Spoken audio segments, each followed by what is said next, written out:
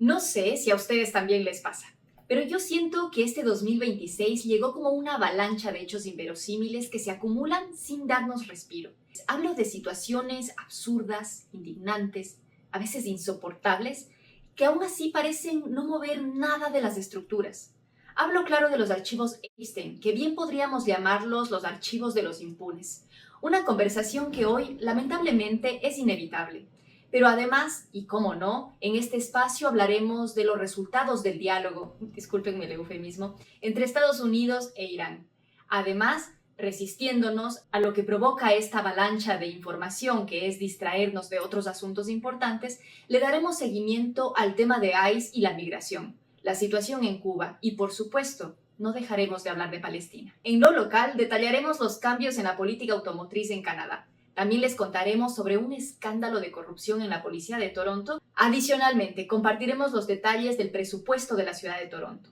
Y para quienes están en la región de Waterloo, les invitamos a quedarse porque aquí les platicamos para qué es la inversión que se ha hecho en la zona de más de 15 millones de dólares. Finalmente, compartiremos los detalles de la apertura de la línea 5 del Subway. Recuerden que este es un resumen con lo más destacado de la semana y que también es un aporte para el programa radial Amanecer y Atardecer Ranchero, que se transmite en 3 emisoras de Canadá, en Ottawa, Waterloo y Toronto. Yo soy Daniela León desde Canadá y este reporte tiene un corte el 6 de febrero de 2026. Me dicen los expertos que no es una obviedad y que debo pedírselos de manera explícita.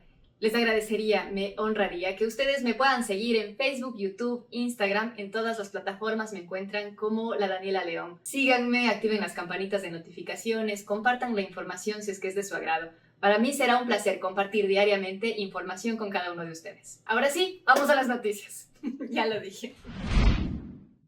Como lo habíamos anunciado, vamos a empezar con el caso Epstein. Ya la semana pasada les habíamos comentado que el viernes se liberó por segunda vez documentos de este caso. Más de 3 millones de páginas adicionales de los archivos fueron publicados, incluidos 2.000 videos y 180.000 imágenes. Ha pasado ya una semana desde que esto se liberó y ni todos los cuentos de terror juntos podrían igualar el nivel de barbarie que está documentado en estos archivos judiciales. Violaciones, abusos, tortura, asesinato, canibalismo, nombres, muchos nombres, sobre todo de hombres muy ricos y poderosos del mundo, quienes presuntamente serían parte de esta red, una red que bien podría llevar el sobrenombre de impunidad. Antes de abordar este tema, quisiera recurrir a un término que acuñó hace muchos años Ignacio Ramonet, periodista y director de la edición española de Le Monde Diplomatique. Él habló sobre la censura democrática. ¿Qué es eso? Una acción que se produce mediante la asfixia y la sobreabundancia de información. Explicaba que no hay una institución que no tenga su propio sistema de comunicación, lo que provoca que los periodistas no estén en contacto directo con lo que sucede en la realidad, sino con la información que las instituciones quieren transmitir. ¿Les suena parecido? Yo creo que todos hemos caído en esta trampa, en lo que la institución quiere que repitamos. Y ahora no solamente los periodistas, sino todos quienes componemos estas cámaras de eco en Internet lo hemos hecho. Recurro a explicar la censura democrática porque debido a la cantidad de archivos nos hemos perdido en el asombro, la incertidumbre, la indignación de los insoportables escándalos que se han evidenciado estos días. Pero la información es tanta que nos perdemos. Y aquí, sin embargo, me atrevo a proponer o a plantear una pregunta al revés. ¿Qué tal si en lugar de hablar de las cosas que se han estado develando, nos preguntamos por las que no han estado pasando? Por ejemplo, que después de la publicación de los archivos, ni de los de antes ni de los de ahora, hay un solo detenido por este asunto, ni para la investigación, porque los documentos, en términos de ley, no han demostrado culpa. Son incriminantes, pero insisto, en términos de ley, no demuestran culpa. Así que ahora nosotros, como espectadores, no nos queda más que confiar en las investigaciones, porque por supuesto ellos se han ganado toda nuestra confianza. ¿Les parece? ¿Qué otra cosa no ha pasado? No se ha recibido ninguna explicación real de los nombres, hombres, que aparecen en estos archivos, asociados presuntamente a estos delitos. No hablamos de personas anónimas, no hablamos de nombres que no conocemos. Hablamos, por ejemplo, Donald Trump, Bill Clinton, el príncipe Andrés de Inglaterra, Bill Gates, Elon Musk, Stephen Hawking. O sea, bueno, han hablado, pero explicado no. Han hablado, digo, porque, por ejemplo, el presidente Trump dijo, es hora de que el país pase a otra cosa. Y ya, así sin más. Y no se pierdan que esto no es lo peor. Por ejemplo, el fundador de Microsoft, Bill Gates, dio una entrevista recientemente y dijo que él era, y lo voy a citar entre comillas, un tonto por pasar tiempo con Einstein. Por supuesto, negó cualquier delito, dijo que el correo que lo vincula, que fue presentado en estos últimos archivos, es falso. Y luego hizo un puchero y ya. O sea que nosotros tenemos que compadecerle porque vaya, resultó ser un tontito, pobre víctima inocente de haber pasado tiempo con Epstein. Otra cosa que no ha pasado es realmente que alguien nos aclare cuál es el papel de los bancos en todo esto, porque se pinta a Epstein como un facilitador de la barbarie, como un proxeneta, como un organizador de las depravaciones de los ricos más ricos y de las suyas mismas, pero olvidamos ubicarlos también como parte de un grupo social que sostiene su poder no en la moral, sino en el poder económico. Y ahí se movía dinero, mucho dinero. ¿Qué se ha descubierto un poco en relación a estos documentos? Se descubrió que Einstein era uno de los clientes más importantes del banco JP Morgan. Formaba parte de un grupo de élite llamado Muro en Efectivo o Wall of Cash. Ejecutivos de alto rango supuestamente le asesoraban sobre cómo realizar retiros para evitar controles de reporte de las autoridades. Este no es el primer escándalo de JP Morgan en relación a este caso, porque ellos fueron el banco principal de Einstein entre 1998 y el 2013. Documentos recientemente desclasificados han revelado que el banco reportó a las autoridades 1.000 millones en transacciones sospechosas, pero solo después de la muerte de Einstein, es decir, en 2019. El banco ha reiterado que cualquier asociación con él fue un error y que lamentan profundamente esa relación. En 2023, por ejemplo, por esos errores tuvieron que pagar 365 millones en acuerdos para resolver demandas. Unos 290.000 de ese monto fue destinado para las víctimas. Otra cosa que los documentos de la semana pasada muestran es que el Comité de Finanzas del Senado tuvo que abrir una nueva investigación tras hallar que Epstein movió casi 400 millones de dólares por Bank of New York Mellon, que es el banco más antiguo de los Estados Unidos. Después de todo esto, conviene preguntarnos qué pasará después. Porque bueno, nosotros estamos muy indignados y todo, pero ¿qué consecuencias hay?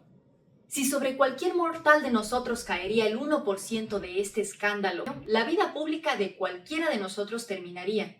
Pero en ellos, no. ¿Por qué? Podría ser porque su poder no se soporta en la percepción que tengamos de ellos, ni en la moral, ni mucho menos. Se sostiene en el dinero y por ello pueden seguir siendo esas figuras impunes que siguen manejando el mundo. Ahora bien, pasemos a otro tema. Este viernes se llevaron a cabo reuniones de diálogo entre Estados Unidos e Irán y los resultados fueron totalmente ambiguos. ¿Qué es lo que se sabe hasta el cierre de esta edición viernes en la noche? La conversación fue en Mascate, capital de Omán, mediadas por el gobierno omaní.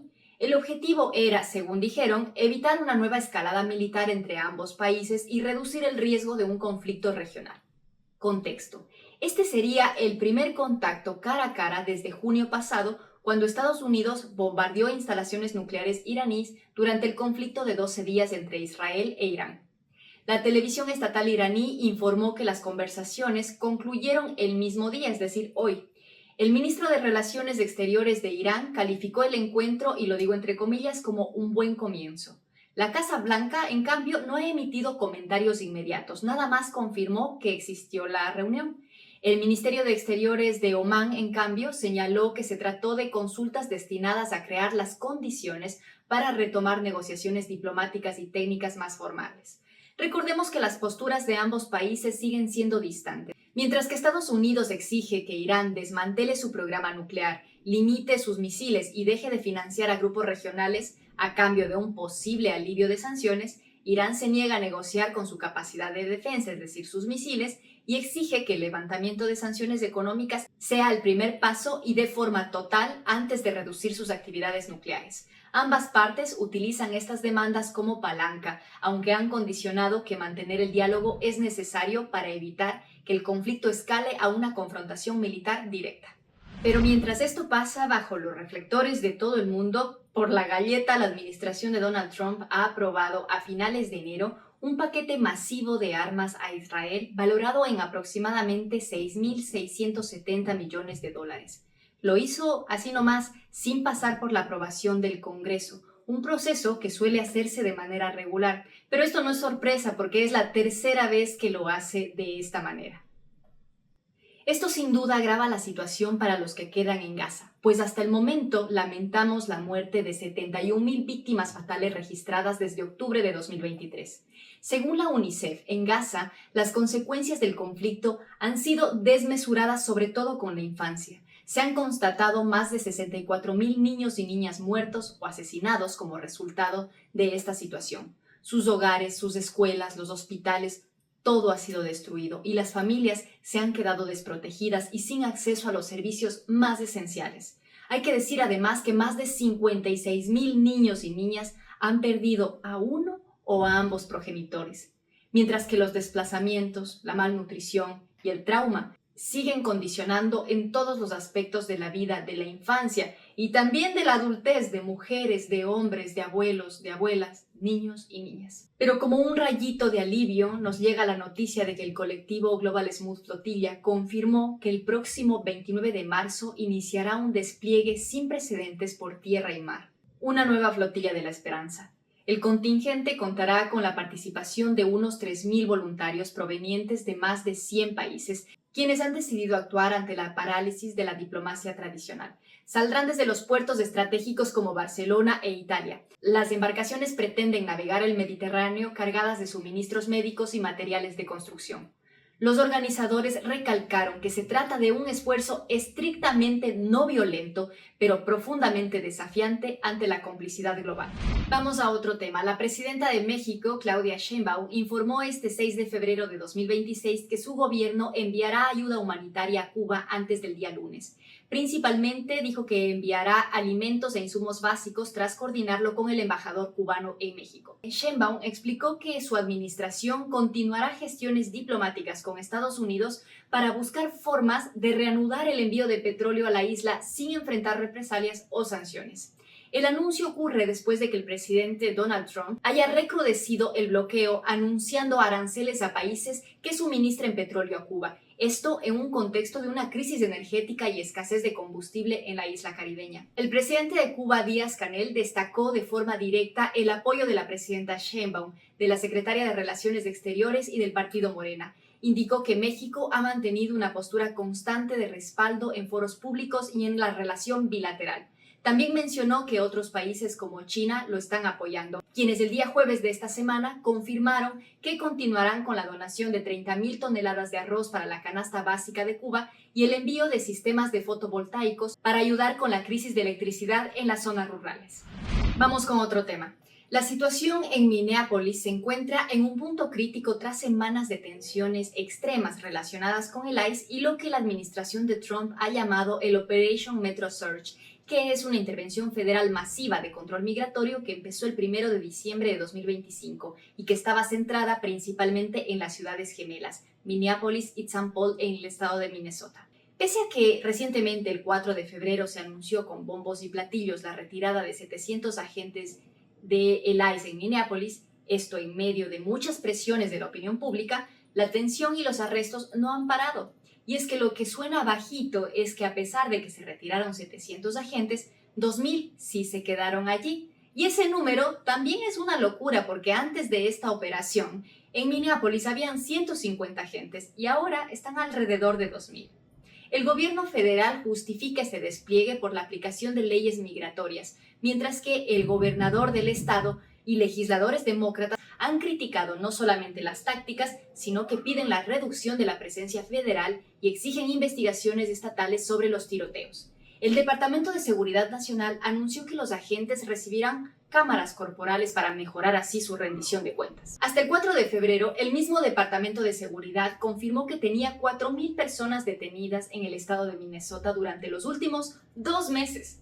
Pero la gente ha salido a las calles a protestar, no solo por el actuar de ICE, sino por la narrativa que han impuesto. Las protestas se han replicado no una, no dos, no 3 veces, 300 protestas coordinadas en todo el país. Y la comunidad todavía está inventando estrategias para alertar a la gente sobre la presencia de ICE en sus vecindarios. Sí, así como lo oyen, alertar, prevenir. No sé si esa realmente debería ser la reacción que se tenga ante un organismo de seguridad que realmente cumpla su rol. Y fíjense que para quienes estamos en Canadá, las alertas también se nos han encendido en relación al tema de ICE, porque adivinen qué, ICE mantiene oficinas operativas en 5 ciudades de este país. Esta noticia surgió la última semana y ha provocado muchas protestas. Por ejemplo, en Montreal y en Vancouver se han registrado protestas, donde la población cuestiona la complicidad del gobierno canadiense. Oigan, pero aunque la noticia es nueva, realmente la presencia de ellos aquí ha estado por años, o eso fue lo que ellos mismos nos han dicho. Vamos, por ejemplo, con los datos duros. ICE tiene presencia oficial en las embajadas y consulados de 5 ciudades: Ottawa, Toronto, Vancouver, Montreal y Calgary. Según el respetuoso vecino del sur, estas oficinas pertenecen a la División de Investigaciones de Seguridad Nacional y se enfocan en el crimen transnacional, tráfico de drogas, armas y explotación infantil. Pero se supone que no tienen el poder de arrestar en suelo canadiense, ni tampoco de portar armas de fuego, así que no pueden hacer redadas migratorias. Con esta información ya nos quedamos totalmente tranquilos. Vamos a pasar rápidamente por otros 2 temas de la política internacional y con esto finalizamos este bloque. Esta semana, el presidente de Estados Unidos, Donald Trump, recibió en la Casa Blanca a su homólogo colombiano, Gustavo Petro. Eso en una reunión que duró más de 2 horas con el objetivo de abordar temas bilaterales como narcotráfico, comercio, lazos regionales.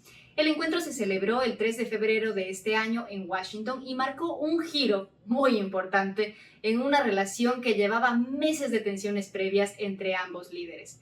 Trump calificó el encuentro como muy bueno y dijo que la reunión fue fantástica. Petro destacó también que fue un diálogo entre iguales y que discutieron estrategias conjuntas. Gracioso me pareció que después Trump dijo que Petro ha sido muy amable y que ha tenido un cambio sustancial después de lo que pasó en Venezuela. Pero por ahí se publicaron regalos de Trump siendo realmente mucho más amable que Petro. En todo caso, la diplomacia, amigos, la diplomacia, donde se ve freír granizo. Ahora vámonos hasta Costa Rica, porque Laura Fernández Delgado fue elegida presidenta de este país el 1 de febrero del 2026. Logró 48.3% de los votos, superando el umbral requerido para que pueda ganar en primera vuelta. Fernández, quien se reconoce como una persona de derecha, será la segunda mujer en la historia de ese país en asumir la presidencia y tomará posesión el 8 de mayo de 2026.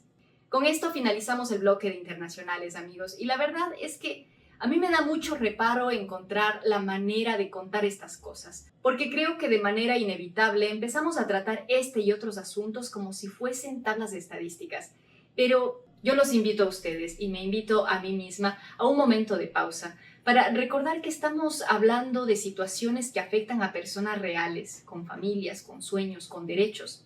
No son y no somos números y sobre todo no somos seres aislados. Lo que pasa en un lugar del mundo, por opuesto que parezca, resuena, influye y llega hasta ti y llega hasta mí de la misma manera. Es por eso que hablamos del caso Epstein, es por eso que hablamos de la escalada bélica, es por eso que hablamos de la injusticia y los abusos de organismos como por ejemplo ICE, es por eso que mantenemos siempre presente a Palestina, es por eso que no olvidamos. Vamos a lo local.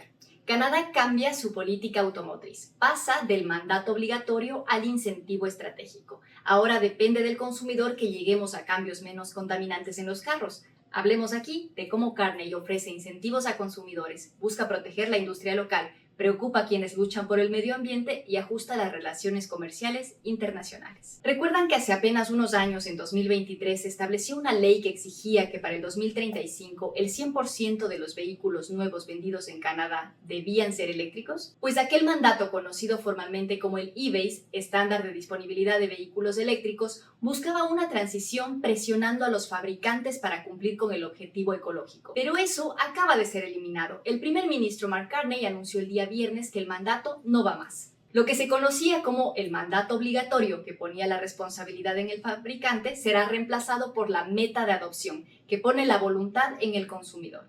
Pero ¿cómo piensan lograrlo sin multas? Pues Carney ha reactivado incentivos directos.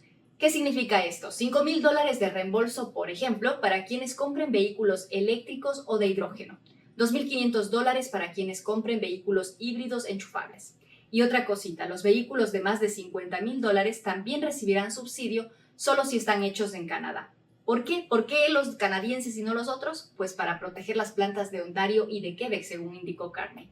Además, invertirá $1,500 millones para ampliar la red de estaciones de carga en todo el país.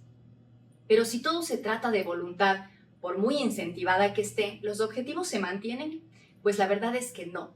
Como les decía, si antes del mandato tenía una meta del 100% de vehículos eléctricos hasta el 2035, ahora la cosa se alarga mucho más. Se espera el 90% de vehículos eléctricos para el 2040.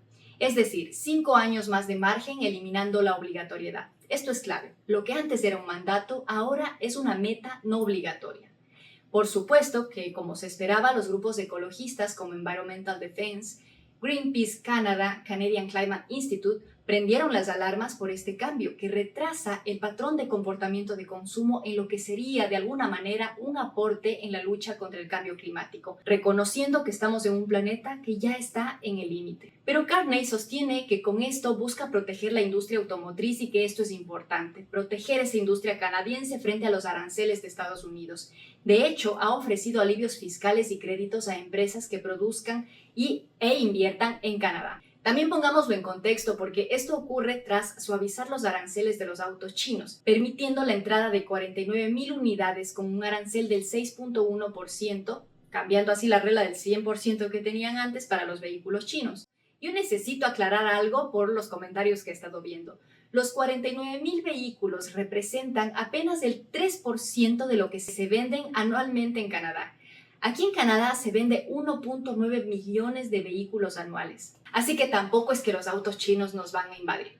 Pero Carney sí logró con este acuerdo que China desbloquee las exportaciones de canola, langosta y legumbres muy importantes para el mercado de exportación canadiense. Cosa que, aunque es un respiro vital para los agricultores del oeste, aún es una jugada que pone a Canadá en una posición delicada frente a Estados Unidos, quien continúa exigiendo que haya un frente unido en contra de Pekín. Denuncias de corrupción en la policía de Toronto. 7 policías en activo de Toronto y un oficial retirado fueron arrestados por una presunta colaboración en el crimen organizado. Aún no tienen condena, por lo que no daré sus nombres y solamente mencionaré sus edades y los delitos de los que los acusan. Entre los detenidos está un agente de 56 años acusado de 17 delitos relacionados con la filtración de información, tráfico de cocaína y apoyo a dispensarios ilegales de cannabis. También hay sargentos de 49, 42 y 38 años y están implicados en sobornos y tráfico de drogas. Un agente de 57 años está acusado de robar bienes entregados a la policía, identificaciones, tarjetas bancarias, pasaportes y también de obstrucción a la justicia. Otro agente de 24 años está acusado de divulgar información confidencial para apoyar actividades ilícitas. Y los últimos, un agente de 55 y su hijo de 29, están acusados por acceso y distribución ilegal de información confidencial. Algunas de las presuntas conductas incluyen tiroteos selectivos, extorsión y protección de dispensarios ilegales de cannabis. El jefe de policía de Toronto busca suspender a varios oficiales activos y solicitó al inspector general provincial una investigación sobre la suspensión interna y acceso a sistemas de información. Algunos acusados permanecen detenidos y otros liberados están con audiencias pendientes. La alcaldesa Olivia Chow ha pedido cambios sistemáticos para recuperar la confianza pública. Después de la grabación de esta edición, se dio una actualización que informó que hasta el momento ya no son 7, sino 27 las personas entre policías y civiles quienes han sido imputadas por delitos como conspiración para cometer homicidio, tráfico de drogas, abuso de confianza por parte de funcionario público, obstrucción a la justicia, extorsiones, tiroteos y más. Las investigaciones de la Policía Regional de York comenzaron el año pasado después de que los oficiales descubrieran una presunta conspiración para matar a un alto funcionario penitenciario en el centro de detención de Ontario. Desde entonces, el caso se ha expandido a una amplia investigación sobre corrupción y crimen organizado con presuntos vínculos con la industria de grúas. Este caso de corrupción me lleva a la siguiente nota. Vamos a hablar del presupuesto de la ciudad de Toronto. Si no le ven relación, quédense un minuto porque enseguida hablaremos sobre algunos de los puntos claves del presupuesto 2026 de la ciudad. Estos fueron presentados recientemente por la alcaldesa Olivia Chow y serán debatidos el martes 10 de este mes. Vamos a empezar. Destaca un aumento al impuesto predial del 2.2%, una cifra significativamente menor al incremento que se dio en los dos presupuestos anteriores de la alcaldesa Chow. En el 2024 fue de 9.5% y en el 2025 de 6.9%. Ahora de 2.2%. En el siguiente punto, la Comisión de Tránsito de Toronto, TTC, La ciudad otorgará un subsidio directo de 1.480 millones de dólares. Estos fondos permitirán congelar el precio de las tarifas del TTC y lanzar en septiembre de este año un sistema llamado límite de viajes. Es decir, que una vez que el usuario realice 47 trayectos en un mes, el resto será gratuito. Vamos con lo siguiente. El presupuesto también incluye la reducción de impuestos para las pequeñas empresas. ¿De qué va la reducción? Entre el 15 y el 20%. Vamos con lo siguiente. Se va a destinar $500,000 adicionales para los servicios sociales y de vivienda. Y ahora sí, a la cereza del pastel, vamos a hablar sobre el presupuesto para la Policía de Toronto. En esta propuesta presupuestaria se ha aprobado un presupuesto neto de $1.430 millones para la policía. Esto incluye un aumento de $93.8 millones para este organismo. El incremento tiene tres objetivos. La mayor parte, más o menos unos 50 millones de los 93, es para cubrir incrementos salariales acordados en el sindicato. Un promedio de 20 millones para contratación de nuevos oficiales y la menor parte para inversión en tecnología. Claro, un aumento de 93 millones entra en debate actualmente, sobre todo por el escándalo de corrupción de la policía que les mencioné hace un momento.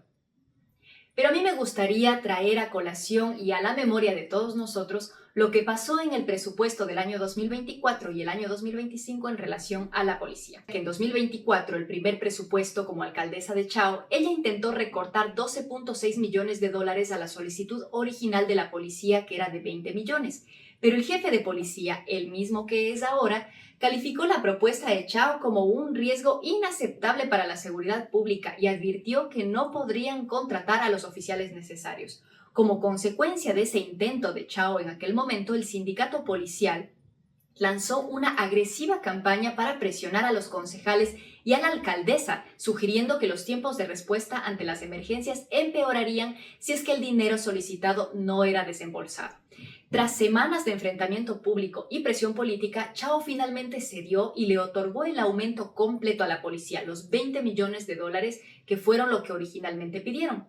Esto seguro dejó un precedente para el siguiente año, para el 2025, porque Chao aceptó de entrada y de manera muy rápida la propuesta presupuestaria de la policía, que ya no era de 20 millones, sino de $46.3 millones. Y ahora, para el 2026, han mantenido esa postura de financiamiento total a la solicitud policial.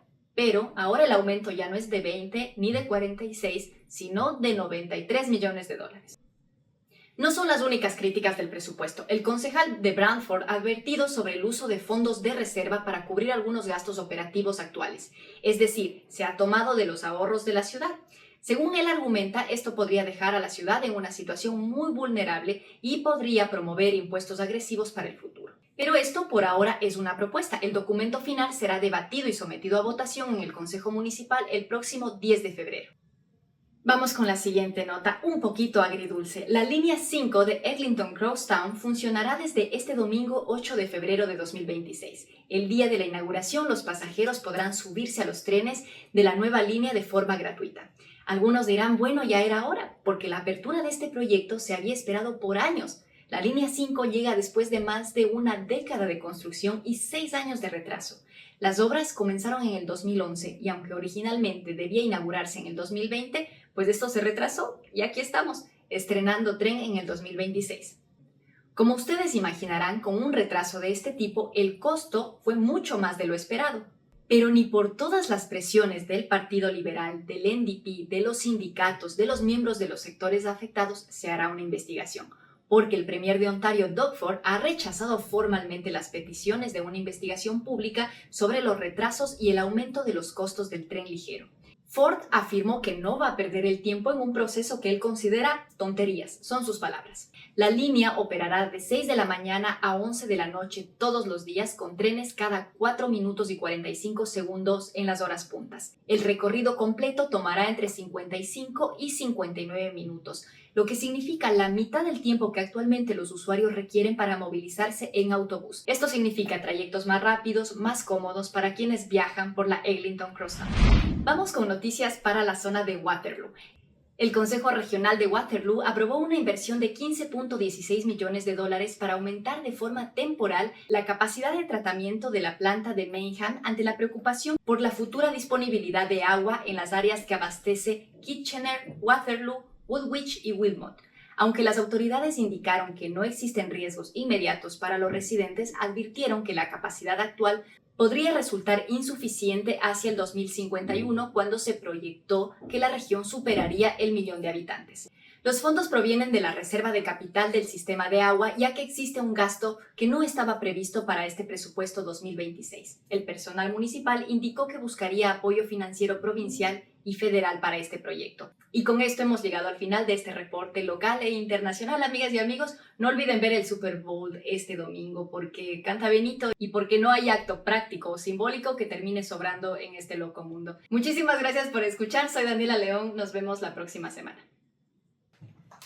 Ay, y denle click a la campanita y denle seguir y gracias por todo.